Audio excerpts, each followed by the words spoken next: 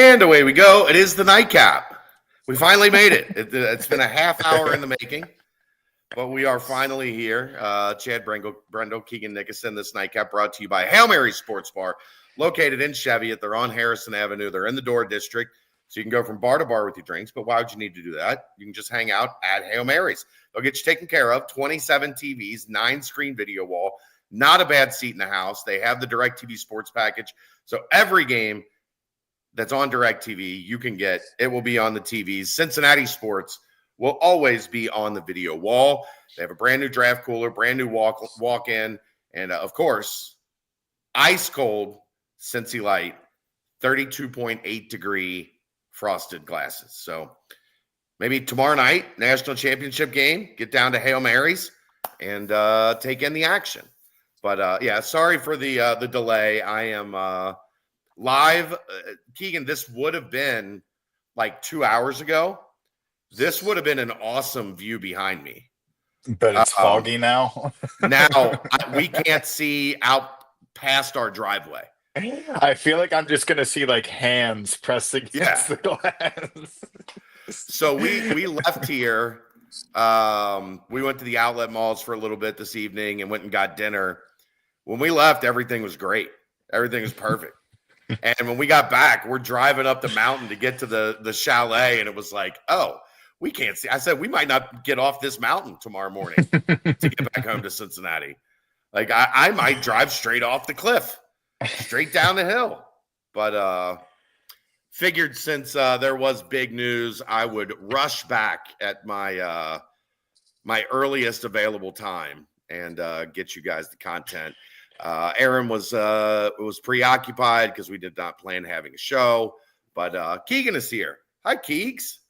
The ultimate utility player, Keegan Nickoson. I'm like a modern day Miguel Cairo, Skip Shoemaker, maybe. You know, as long as you don't say Stuart Fairchild, we're good. Or Jake Fraley. Speaking of, you mentioned the Hail Marys thing about the national championship game. Is it okay to just outwardly say that we're rooting for Houston? Yeah. Is it okay to say that? I just want to get a temperature check on the allowance of rooting for another Big 12 team. I mean, look, I think there's a lot of admiration for what Kelvin Sampson has done. I think it's also a testament to the folks at Houston because it didn't get going right away. Like, it took him a little while to get everything established, build that thing up. They didn't panic. They stuck with him. And I've said this before. I think over the last 3 or 4 years, they've been the best basketball program in the sport. Yeah. Like, they've had some very unfortunate injuries in March that have kind of derailed their potential. But Final Four, Elite Eight, 2 Sweet 16s, now another Final Four over a 5-year period. For my money, Kelvin is right up there with Danny Hurley as the best coach in the sport right now. 17, 18, 19 NCAA tournament appearances in 23 years as a coach. That's crazy. It took him 3 at Houston. Wow. But yeah, I mean, it's I didn't stay up and watch it. I had to be up early this morning. But how controversial do you think the over the back foul was? It was an over the back. That's what I thought too. But some people were complaining about it to me, and I was like, he was pretty clearly over the back, like kind of going for the board. But well, I mean, he like hooked the arm and like reached over top, like held him down and reached over top of him. Yeah. It's a pretty textbook over the back. Like, yeah. I know like, people are going to look at it and say, well, he was just taller. Like, yeah, if he wouldn't have done that with his offhand and he would have just reached over, then I think it would have been clean. But he gave himself a little bit of assistance to make sure. And look, Cooper Flagg's gonna outdog a Houston Cougar for a late rebound. Come on. I think the most interesting part of this Houston team is Emmanuel Sharp, because I don't think he was really supposed to be like, it was LJ Cryer, Milos Uzan was kind of, and Juwan Roberts was kind of the biggest names. Because he was pretty good last year, but he's been really good. He did not miss down the stretch, but I digress. There's more important things. Figured we'd let some people get in here. I mean, Sharp has always been a big time shooter. So, you knew he could really shoot the ball. He's just made a bunch of really clutch ones, clutch ones. And I mean, so we were sitting outside, hanging out on the deck last night, and the game really wasn't a whole lot. Like I had it in on the TV in the living room. You want a quick little view of the place, Keeks? Would love one. Well, there we go. A lot of wood. It's woodsy, It's woodsy. But so we were sitting on the outside on the front deck, and I was like watching the game, kind of, keeping an eye on it. Never really looked like Houston was going to threaten, and then they hit the 3 to cut it to 6, and it was like, okay, and then missed the front end of the 1-and-1, and then the bad inbounds pass, and just one thing after another, and you have to kill them. Like that is the thing about Houston. You have to put the knife in the heart and the stake in the heart and hammer that thing in, because they're not going to die on their own. They're not going to fade. Yeah, David Bell in Gatlinburg for we come back tomorrow morning. So I've been down here for a couple days. Enjoying some time. Went to Dollywood. That was delightful yesterday. Went to the aquarium today. Okay. So been doing the family stuff, and got dinner. Now back home, getting this done and get some rest for what's probably going to be a long drive through the rain tomorrow. Oh boy. Yeah, you have fun with that. At least you get to avoid a lot of the worst mountains, don't you? Or do you have to go through that? Yeah, no, we just go straight to Knoxville and then up from Knoxville, so it's not too bad. Good. It's not too bad. Let's get to the news of the day. Bearcats add a couple commitments. One of them I was expecting. I kind of teased Sencire Harris yesterday on the message boards. I'm taking heat today because I did not tease Kerr Kriisa. I can give you a great reason why I did not tease Kerr Kriisa, because that's all that's been a name that has been involved with Cincinnati each of the past 2 years. I have teased it each of the past 2 years and ended up with egg on my face. So even when I was told today that there was a possibility that we got an announcement from Kerr Kriisa tonight, I was just going to let it happen. And if people are mad at me for that, so be it. Fool me once, shame on you. Fool me twice. Shame on me. And this was the third time. So look, when he commits, and we'll deal with it. I did bring up his name and AJ Storr, a lot of it just because they were names that were mentioned in each of the past two cycles. So names that Cincinnati has recruited a couple times. But yeah, maybe that's selfish of me. I don't care. I was not putting my neck on the line for a Kerr Kriisa commitment again. So that was a bit of a surprise to the fan base. If you think it was a total shock to us, just remember Keegan had an article written and ready to publish 1 second after Kerr Kriisa committed to Cincinnati. So yes, we knew something was possible, but sometimes it's not worth sticking your neck on the line for. Yeah. It's what it is. Yeah.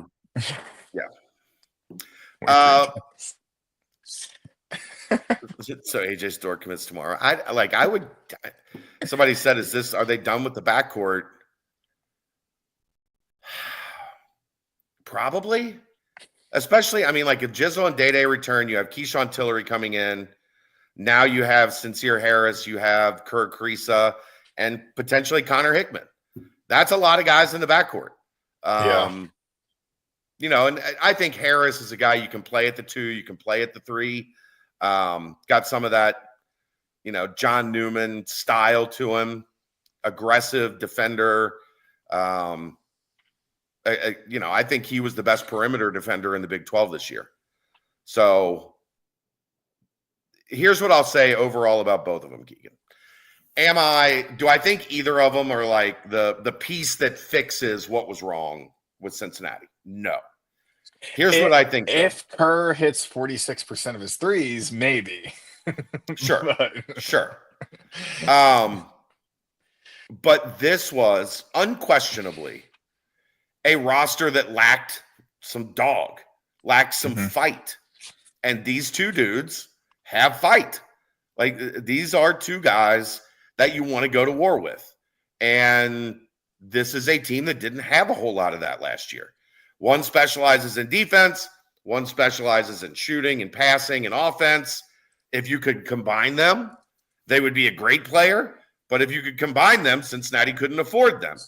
So you have to be a little bit, maybe more, you have to be a little bit more of a risk taker than you want to be in this scenario. But these are two guys that have played in the Big 12, two guys that have had success in the Big 12. And I like the kind of acknowledgement that we have got to get tougher. We have got to be ready to roll our sleeves up and throw down with some Big 12 teams because we didn't do it enough last year. And if that's kind of one of the main directions the staff is taking, I'm perfectly okay with it, because everybody in this fan base complained that this team didn't have a lot of, chutzpah, if you will. And they just added two guys that have some stones. So that's what I like. Yeah. There was 3 tweets that I saw. Ethan Bach, who does a really good job covering West Virginia, he tweeted Kerr Kriisa and Sencire Harris in the same backcourt. That's like a West Virginia hypothetical fever dream of you have the extreme on one end of an offensive player, the extreme on the other end of a defensive player. But that's what you said about, if they had both together, UC probably wouldn't be able to afford them. That's basically how I saw it as, I feel like Kerr Kriisa was probably low risk, high reward, as in he probably wasn't very expensive. And then the blinding 11% from 3 from Sencire Harris was probably another thing that kind of dipped his value a little bit. But I still think he probably got a good investment from being all Big 12, all defense. But Chester Frazier, I think, is an assistant at is he an assistant at Illinois? No, Something he used to be at Illinois. Then he was at West Virginia. Okay. He said, good luck bringing the ball up opposing point guards in the Big 12 next year. And then also said there has only been 2 ball screen navigators that need minimal help from their bigs in coverage. Sencire Harris and Trent Frazier. Slept good at night, knowing our POA defense was elite, and it's a luxury. So I think you obviously watch the game better than me, and you're able to analyze what plays are happening. And I'll ask you this before I say what I'm going to say. How much do you think Dylan Mitchell lived up to the defender label that he was kind of touted as this past season? I think he was a very good defender situationally. I've people have questioned me a lot on this, which I'm fine with, because I'm not. When I talked about, I didn't think Dylan was like who I would want starting at the 4 for me in the Big 12. Yeah. A lot of that is because physically at 210, you're going up against guys that are 235, 240. Mm-hmm. Like, you're just physically at a disadvantage if those guys are going to attack you in the post. If they're going to play out on the perimeter, he's fine. But the other thing is, he wasn't a guy that was going to go guard your best scorer. He wasn't guarding your perimeter, 25 point a game guy. Yeah. And one of the things that Chester Frazier said about Sencire Harris, people have asked this year, like, was John Newman really that big of a loss? Where John Newman where John Newman was a big loss was his ability to beat screens, because that's what made John Newman a lead on defense. Is he would get over a screen and stay in front of a guy with the best in college basketball. Sencire Harris does that. Like, Sencire Harris is a guy that ices ball screens at an elite level. That is something that was missing on this year's team from John Newman. That was not necessarily something that was really in Dylan Mitchell's bag, if you will. Like, that wasn't something that he excelled at. Now, he was long, he was athletic, he could really move. He had great lateral and vertical ability, so that, you could switch him on screens. Like, Dylan was a very, very good defender. But I think part of the way Wes really wants to defend is to have that one guy that just sticks like glue on whoever they determine is the other team's best player. He is going to have that now with Sencire Harris. Yeah.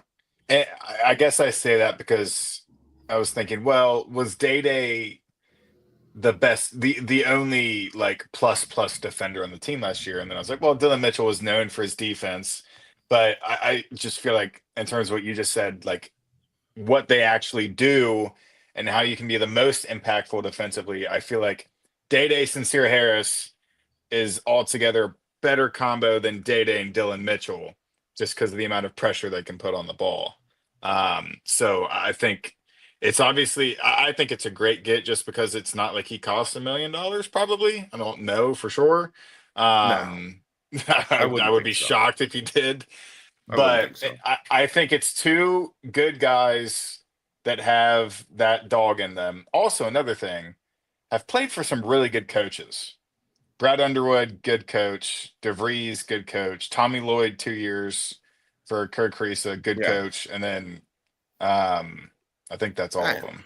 I'm not sold on DeVries, but that's neither here nor there. Kriisa wanted to go to West Virginia to play for Huggins, but that whole thing just obviously tanked. So I think that's something that can't be understated, is just knowing how good coaches operate in good programs, and then seeing how many of those guys you can infuse on your team. So yeah. The other thing is, I think it's very difficult. Like, we didn't see much, if at all. We didn't really see any icing of ball screens as like the primary ball screen defense this year, because I think it's really hard to fluctuate where this guy can ice, this guy can't. Like, you never wanted Dan Skillings to be in an ice situation, because he was going to run into the screen. He was not getting over it. He wasn't beating it. So, like, it becomes very, very hard if you want to ice, but it's situational. We're only icing with Day. You know what I mean? Like, we're only icing with Dylan. If you've got Day and Sencire Harris out on the floor, you can ice everything. Like, everything, every action at the top, you put them on the two best ball handlers on the other team, they're going to be able to take away ball screen action. You really only had Day that was able to do that this year, and Day is good, not great at it. So you kind of had to abandon it, and you had to hedge. And like, I just didn't think their ball screen defense, I think it's one of the reasons they dipped quite a bit in the back half of the Big 12, is because their ball screen defense just wasn't very good, and they got beat a lot. So that's one of the reasons I really like Harris, because I think it lets Wes get back to the type of defense that he wants. Like, if you gave him my perfect scenario ball screen coverage, it would be ice. So that gets it back to that, which I think helps. And then Kriisa, the interesting with Kriisa is, like, this is it. This is the last stop for him. He's at year 6. Yeah. Like, I mean, I guess, he could get another medical red shirt if something crazy were to happen. But ultimately, this is the end of the road, as Boyz II Men once famously said. If he has any desire to be a higher level EuroLeague type guy and make a bunch of money off of playing basketball, This is his last chance to show it. So are you going to get a guy that's happy at Cincinnati getting a decent – I can't imagine he's making a ton of money here. But is he going to be happy getting a decent paycheck and going through the motions? Or is he going to be a guy that wants to prove I've got a lot more in me than I showed because I missed last year with the Liz Frank injury? So you're buying low. I don't think there's any way to get around that. You are not buying two guys at the top of the market. You are buying low and betting on one being able to be one of the better defenders in the league and the other being able to be one of the better passing, shooting, lead guards, I guess is a good word for him. And if you hit on one of those, probably makes it worth it. If you hit on both, you kind of got a lottery ticket. Like, I don't think anybody's expecting the two of them to come in here and be the two best players on the team. You know what I mean? That's not what these ads are. Yeah. I think Matt's question was good. Matt Lanham's question.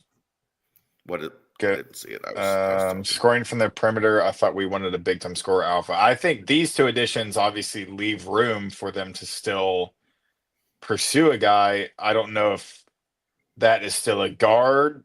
I don't know if it's a wing, but a high power scorer. I don't know what you're thinking about that. Yeah, I'm going to be straight up. I don't know if they're going to have the money to go get the type of guy we think they need. Yeah. And if Jizzle and Day stay, and somebody asked about Hickman earlier, I don't know the timetable on that. They're going to submit for a waiver. It's the NCAA. I have no idea how long that takes because they have no idea how long that takes because they're a messed up organization is the nicest way to put it. I'm on vacation and there's Xavier Johnson did this in 23. Let's see when he announced that he filed it and when he got it, because I'm pretty sure it was something like 6 months. Like it took forever. Like the problem is it's usually very close to the start of the season before they get to any of this, just based on past history. So based on past history, we don't know when exactly we'll have an idea on Connor Hickman. He got hurt against Kansas on December 17th, 2022, and the news broke that he would get his waiver on April 26, 2023. Yeah. So, yeah, it's a pretty wide disparity, but it could possibly be coming up. Yeah. So that's a just kind of road book on we don't know with the NCAA. They're going to do whatever they want to do. Sean's going to be the alpha. He's a freshman. He's not going to come in here and be the alpha. That would be a disservice to him.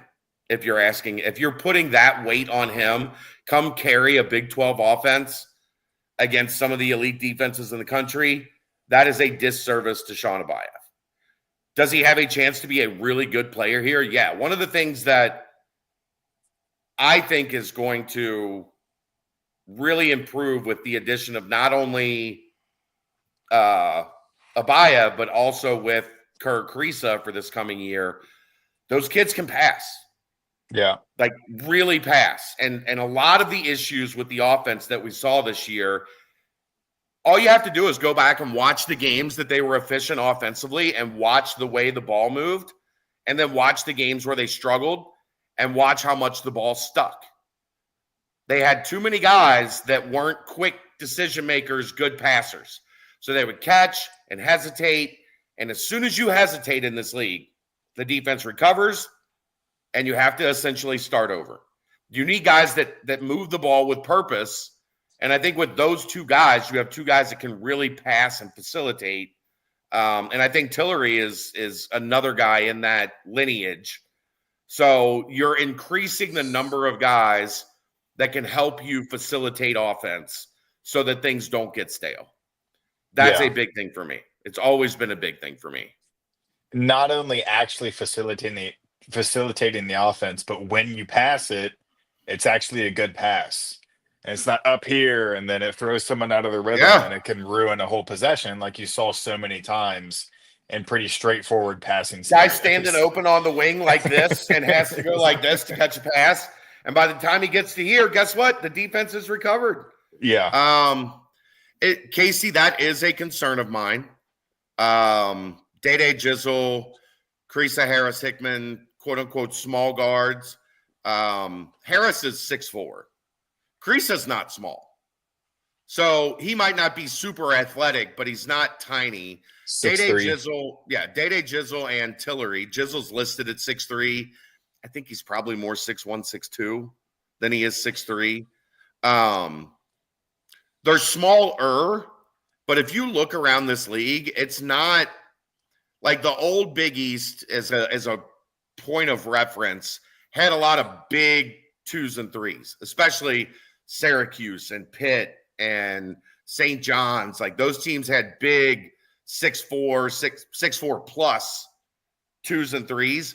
There's not a lot of that in the Big 12. Teams play a lot of smaller, skilled guards in this league. So I don't think, especially if Harris is going to be your 2 when he's on the floor, you got a 6-foot point guard and a 6'4" 2 guard. That's not terrible. And then Abayev 6'7", Josh Reed's 6'7" if he's playing the 3. Looking at it on paper, I get the concern because it's also something that I'm sure we'll talk about a lot over the summer in roster construction. But I don't think this is a league that punishes you a great deal for not being super long at the 1 and 2. Yeah. This could be a stupid question. It's kind of in reference to something else, something someone else said. Who do you think plays more at the 1 next year, Jizzle or Kriisa? I don't know. And the thing that I think that we're seeing more in the sport, Keegan, is you just play 2 guards and you kind of figure it out. Like it doesn't, like when Jizzle and Day were in the game together, it wasn't like it was only one of them that was bringing the ball up. It was whoever was closest to the rebounder gets the ball, gets it up the floor, and starts the offense. So I think in that regard, I don't think there is a specific, like, this is the 1, this is the 2. I think it's more playing 2 guards together that complement each other. Now, I mean, I personally, from what we saw this year, would like to see Day off the ball a little more because of his spot-up shooting, because I think he's actually a little bit better getting downhill from the wing. I never felt through his 2 years here so far that Day was a great, like, pick-and-roll guy where he just, hit the shoulder on the pick guy on the screener and, like, turned the corner and really – made people pay in the pick and roll. So maybe if you've got him inside ball screen action, catch and shoot, where he's gonna see a lot more aggressive closeout that he can attack, pump fake, like play a little bit better off of the ball, at least as an option. Okay. The fact that they brought in 2 guards tells me some are leaving. Joe, I don't think you're right. You might be. I'm not saying it's 100%. Again, it's the portal era. I know, like, I will say this. I know 2 years ago, Landers Nolley committed to coming back. He was coming back. He was going to be a Bearcat. And then 3 days later, he put his name in the draft. So nothing is ever a done deal. But I think, from what I know, Jizzle and Day are more likely than not to return. Where's Ray fit into the mix regarding next season? I don't know. I've talked about that. If you go back to the aftermath, I don't want to do this the whole show, guys. If you go back to the aftermath from Thursday, I gave my opinion on what I thought would be the roster decisions for everybody on the active roster. So go back to that show. You can get You can get all you want from there. Higher odds of returning Day or Jizzle, I think about the same. I think they're both going to be back. Am I surprised there have been no announcements yet? No. Here's why. They did not come home until Friday afternoon, evening. So then you're going to be pretty tired from, a Vegas trip for 5 days or 4 days or whatever, Sunday to Friday. And then guess what? Compliance is not open Saturday and Sunday. So guys couldn't put their name in the portal if they wanted to, I don't think, over the weekend. So you're probably going to see some of that stuff start happening tomorrow. Now, could they have announced it over the weekend, even if they hadn't done the paperwork and stuff? Yeah. But I'm not surprised it hasn't happened yet, because the mechanism to go portaling has not been available to them since returning home from Vegas. They didn't get home until after business hours on Friday, and then not open Saturday and Sunday. Do I think they try to land 2 bigs? Yes. You need 2 bigs. Again, Keegan, I wouldn't be surprised if the adding of bigs is very similar to the adding of these 2 guards.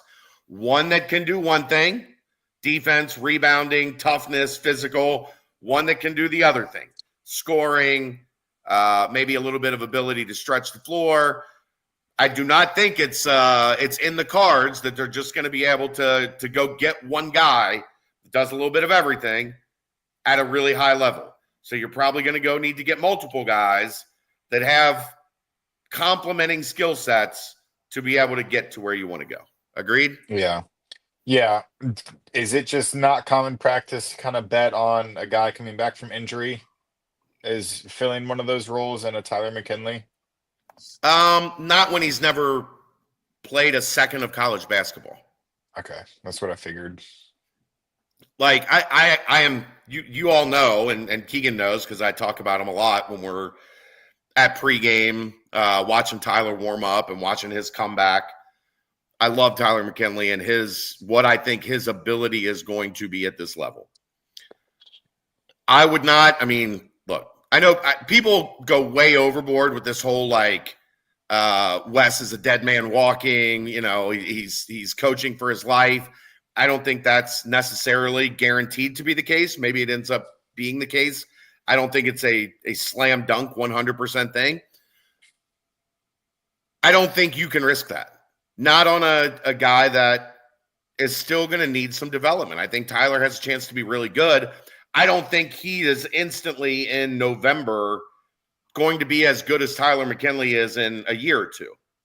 Mm-hmm. So that would be a very, very massive risk to put that much weight on Tyler's shoulders right away. You need some guys around him. Yeah.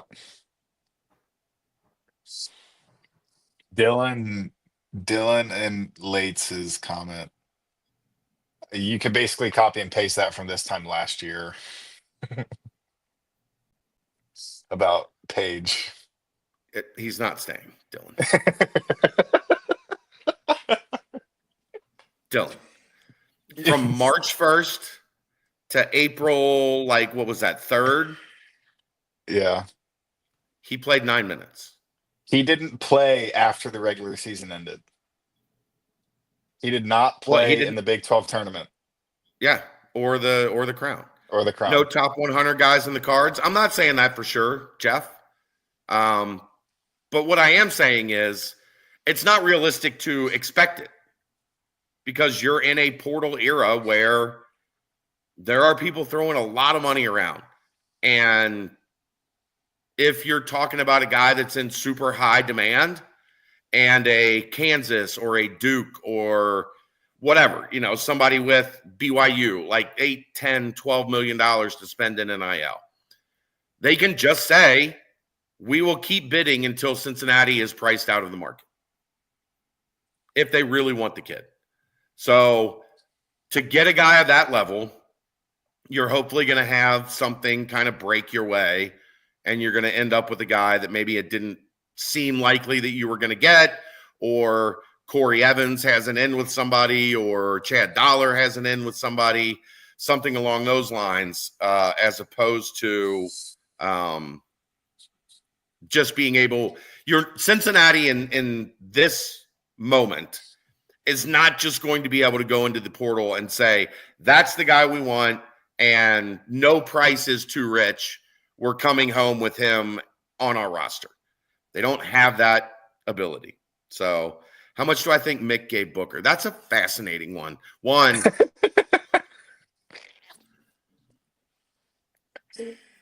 Xavier Booker is not the most physical guy in the world. He's not I don't think he's soft, but I just don't think he's like rugged, rough and tumble. I think he wants to hang on the perimeter, shoot some threes, pick and pop, be a little bit more of like a Euro style big. Everybody said, horrible idea to go play for Tom Izzo. That's not how he uses his bigs. Don't go there because you're not going to be used to the best of your ability. And he still went to Michigan State, and then he transfers from Michigan State to go play for a guy that expects his bigs to be just like Tom Izzo. I don't understand it. Why are you making decisions that aren't in your best interest? Like I said from high school, Xavier Booker needed to go play for Bruce Pearl. Pearl specifically.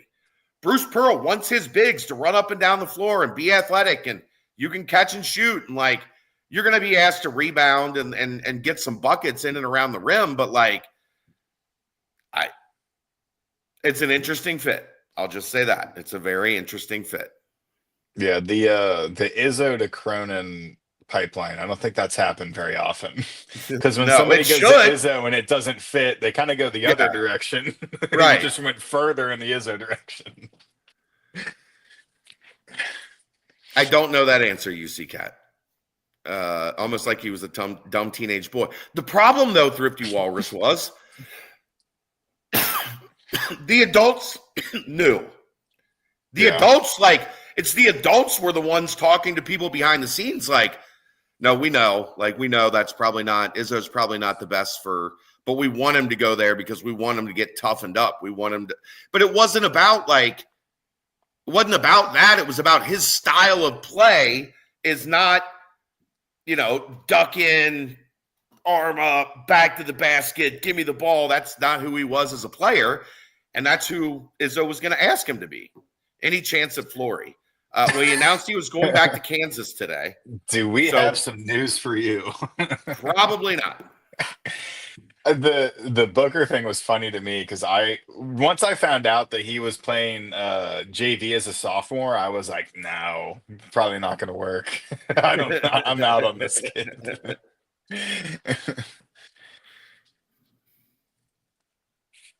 Kriisa has had a Jones fracture, which is a faster recovery than a Liz Frank fracture. Thanks, James. That's my error.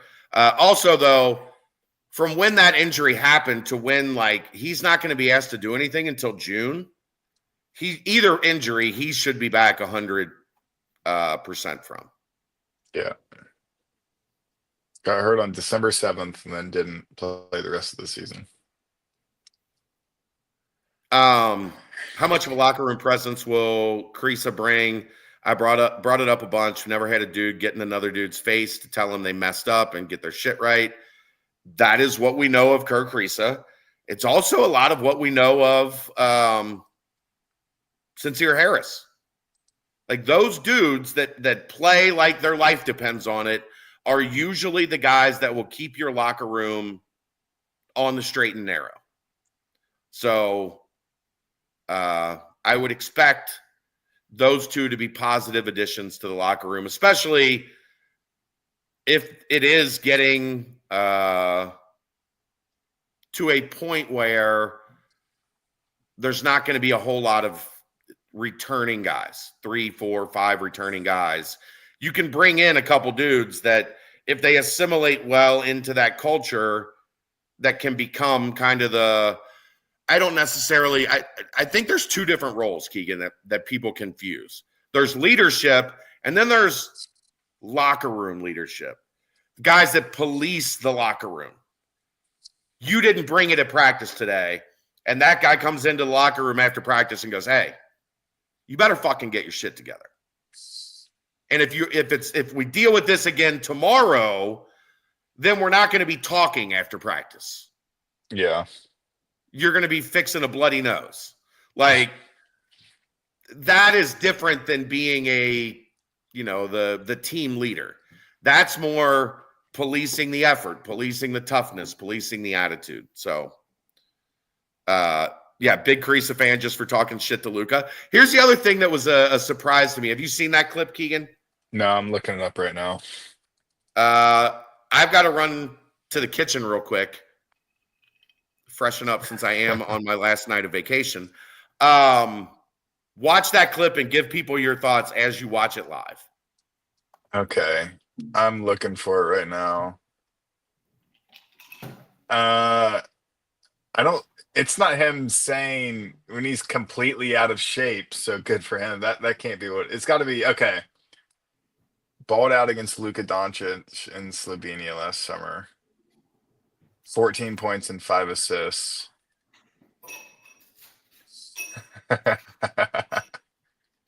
He got in his face. Yeah. Oh, okay, I'm watching it. Oh, he's getting in his face. He's wagging his finger at him. Luka's like, buddy, I make $100 million. That's such a great, just kind of a pest thing of where you stand in this exchange, but you're still just going to let him know. And then Luka just turns around, and he's like, who is talking to me right now? Who is saying that? It's so good. All right, I'm using this.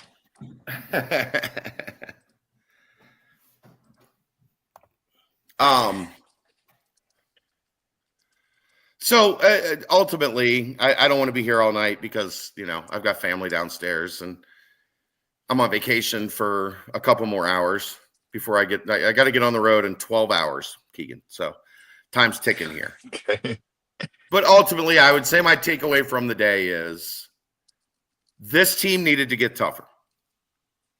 This locker room did not have the requisite Bearcat toughness and physicality last season. And this season, that has to change. That has to change. And you go out and you get two guys that, in theory, will help you change that. Still getting a BBP tomorrow? Absolutely. Unless Brent decides that it's national championship night and his Nana went to Houston or something. We should still have a BBP tomorrow night, yeah. His Cooper flag at CVG yet.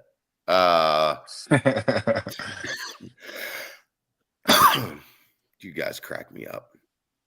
Now we need a 7'3" dude from Eastern Europe.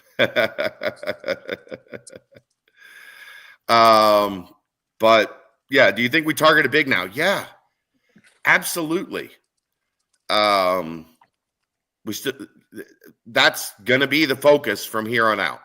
Potentially, maybe another wing, 3-4 type. Although combo forwards, I would shoot into the sun. Given my thoughts on the difference between playing the 3 and playing the 4, there are just very few guys that can do both. I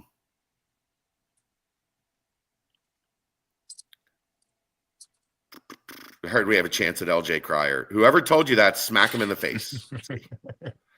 Any chance I can make an that's Brad incoming Kendall from the Topeka Times. Any chance I can make an incoming and outgoing thread and lock it to staff? Gray, the only reason I don't do that is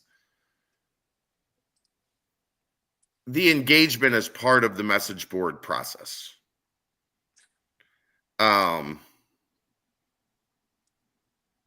Having the community be able to interact and react to things is part of it. Maybe that's something that, maybe Keegan can start something where he just changes the first post to everything that's happening. If you guys think that's something we should lock and just unlock for Keegan just long enough for Keegan to change it and then lock it again, maybe that's something we'll look into, because there is going to be a lot of comings and goings over the next couple weeks. I don't think it's a thread we want to do that like stays up there for months and months, but maybe it is something smart to start right now. I don't know. Keegan and I will talk about that and see what we can do. Locking, unlocking. I've never even heard of this before. You have where the little like pinwheel icon is at the top of a thread. Do you have that? You have moderator status, right?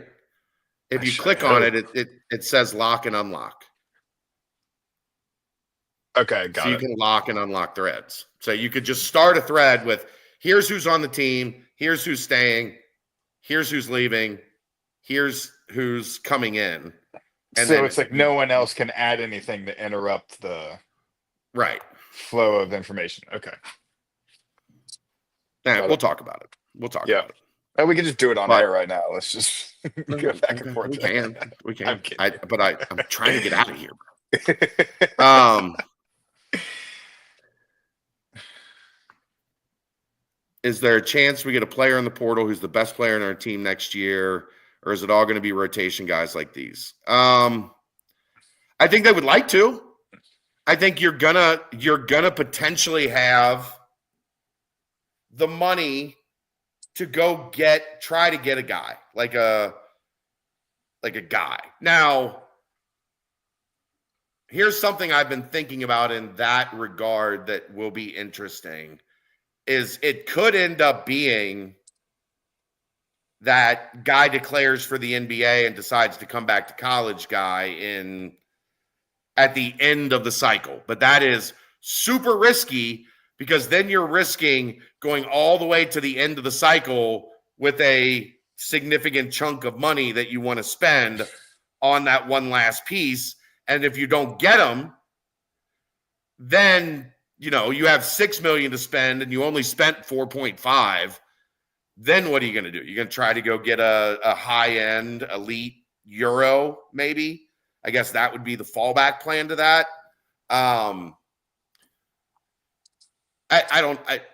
They're going to have some money for a high-level big. Will it be enough? Will they be able to reel that high-level big in with the money that they have?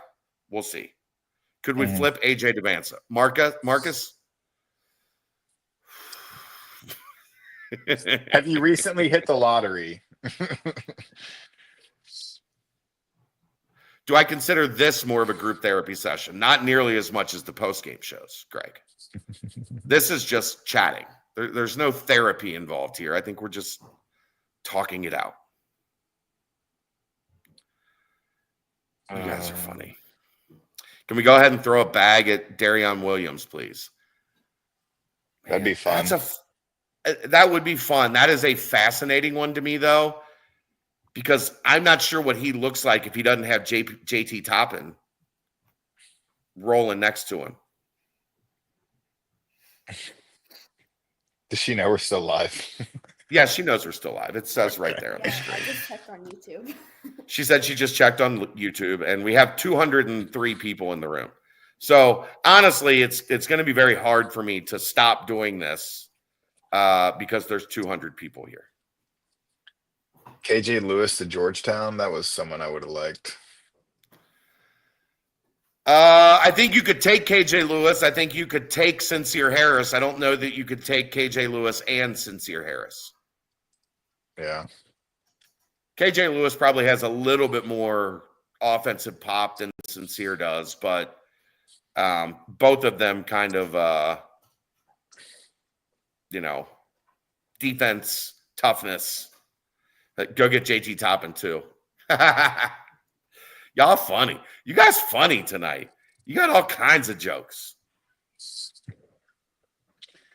What else you want to talk about, Keegan? We got 200 people here. These people do not want me to enjoy the end of my vacation. How about Nebraska just setting records, being the first team to win the college basketball crown? They came back and won it? They won it. They had the power of Dylan Royola in the building, and they won it. They won the crown. I think the last time I checked on that, UCF had scored 14 straight points to open the second half.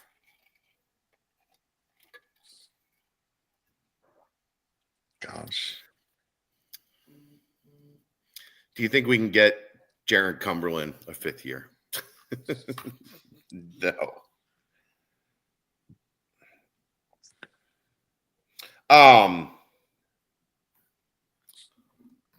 Sounds like UCF will need a new coach. Is that real, Matt? They're going to actually do it and can Johnny? That's a bold fucking strategy on April 6th. Yeah, firing your coach now is malpractice. Is the UNC big, Wilmington big still in play? Yes. Efton Reed, I don't know. I think Efton Reed's out of eligibility, but who knows? Who do I think wins it all tomorrow? I think Houston. I think Florida. I mean, the only thing that I will say, Keegan, the only reason I say I think Houston is because I think Houston physically will have an answer for Walter Clayton Jr. Yeah. But he has been unbelievable. Unbelievable. But doesn't that also say that, like, he's due for maybe a little bit of an off night against a team that is just a monster? Yeah. Florida won't quit like Duke. The thing I would say to that, Gray Bush, is Florida's had to come back. Florida's been in the Houston position. They haven't been in the Duke position. They haven't been out in front, like, controlling the game. They've been scrambling and needed Walter Clayton Jr. to save their ass because he's had one of the best, like, individual seasons I can remember in a long time. Mm-hmm. That's a good point, Walrus. Houston's just not the team I want to be playing on a short rest at the end of a tournament. Agreed, sir. Agreed. I see Clayton kicking out more as Houston collapses. If they're on, it'll be a long night. Sure, maybe Gray Bush, but guess what? The guy making buckets to save Florida and get them to this point has been Walter Clayton Jr. It hasn't been the other dudes. They are where they are because they've had a guy that's had a great tournament. Does that continue against a bunch of grown-ass men from Houston?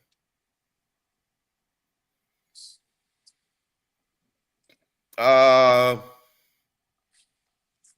I think having a 7-footer with mass or a shorter guy with long wingspan would fit better? Evan, I am a Cincinnati fan. Keegan would take a 7-footer with mass. I would take Jason Maxiell. I would take Eric Hicks. I would take Kenyon Martin, who was only 6'8", 6'9". I would take Gary Clark, 6'8". The guy, those dudes at Houston ain't 7 foot. Yeah, I'm doing more emphasis on the mass. Well, it was a 7-footer with mass or a shorter, more longer, skinnier, shorter, longer guy. Dylan Mitchell. I don't know. And again, I love Dylan. Yeah. My daughter did some sleuthing, Keegan. Oh gosh. Dylan Mitchell's girlfriend is back living in Houston, and apparently Dylan was living out of a hotel since spring break. So, meaning they sold their apartment in Cincinnati. They bought an apartment? Yeah. They didn't rent an apartment. I don't think so. I think my understanding was they either bought or lease, and they got out of the lease, or the lease was up because it was a year, and they did not renew. And now she is back in Houston, and he is not living in Cincinnati anymore. In this economy?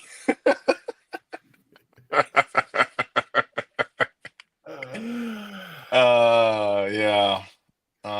Talented transfer portal guys are in a different economy than us. Yeah. All right. I really do have to go. We're at almost an hour. Keegan wasn't expecting to do this. So I appreciate him for giving me an hour of his time.